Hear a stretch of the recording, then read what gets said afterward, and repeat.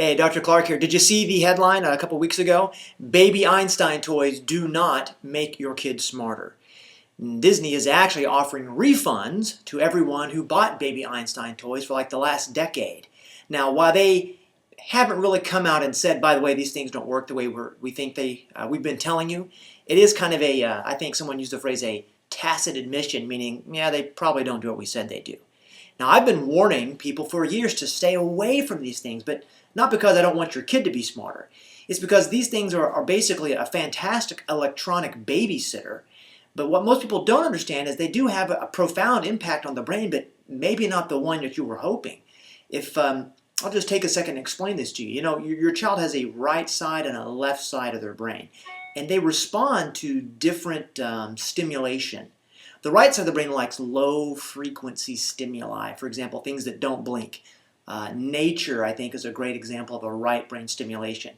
Now, the left side, it likes high-frequency stimulation. And the best example I can give you of that is video games or animation or just about cartoons, all that stuff that you think kids like. That is a real large left brain stimulation. Now, here's why this matters when we're talking about autism, attention deficit disorders, PDD, Asperger's, those things.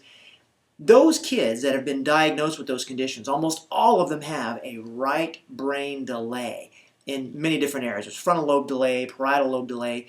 But the bottom line is those kids don't have appropriate attention, focus, social skills. You know the syndrome. Now, we already know from a couple years ago that there was a study done that says that for every hour of TV that kids are exposed to under the age of 2, it dramatically increases their odds of getting diagnosed with attention deficit disorder. Now, why is that? It's because the environmental stimulation that kid is exposed to can drive the discrepancy between the two sides of the brain. I mean, if you think of the brain like a muscle, the left side and the right side, you know, when we have a weak muscle, such as the right side in these problems, the left side becomes dominant. And that causes problems because the left side is all about starting things. It's about starting movement, starting thought, getting up, you know, being motivated. And you can understand what happens if you have an imbalance or a weakness in that right side of the brain. You get gas pedal, right, and not a lot of brake pedal. And I warned people for the last 10 years about these things. And one of the very first things we do with any child that comes into my program for autism or ADHD or one of those things is they get away. I mean, they go on an electronics-free diet. I'll put it that way. You may have heard of a gluten-free diet. Well, this is an electronics-free diet. And they don't get to be exposed to TV, video games, computers, those sorts of things. Not until they've proven that they don't have a negative effect on them.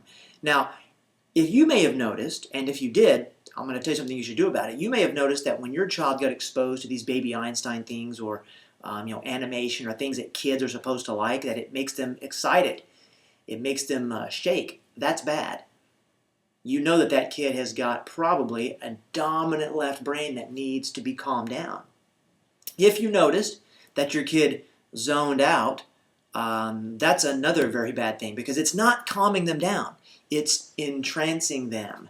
You know, it's just like an addict. You know, when an addict, like a cigarette smoker, right? The cigarette smoker goes through nicotine withdrawals. They want another cigarette. When they have one, they say, "Whew, man, I feel better. I'm calm." Well, you're not calm. You just fed your addiction. In fact, I'm going to show you something I just thought about I want to show you. I'm going to turn on my bookshelf here.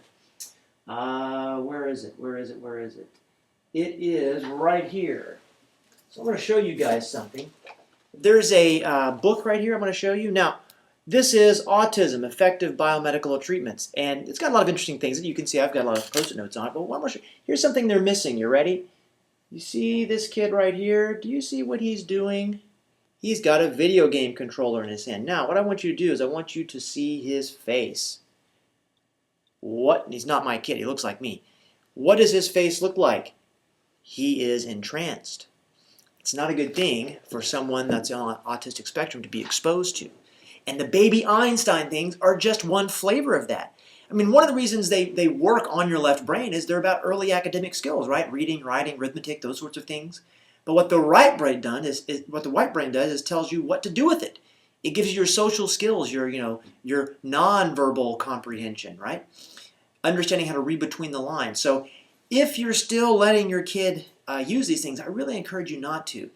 You're going to have to make some changes, I know, because one thing people say is, well, what do we do with our kid? Well, I don't care what you do with them as long as you don't let them be exposed to these electronics. They don't need them.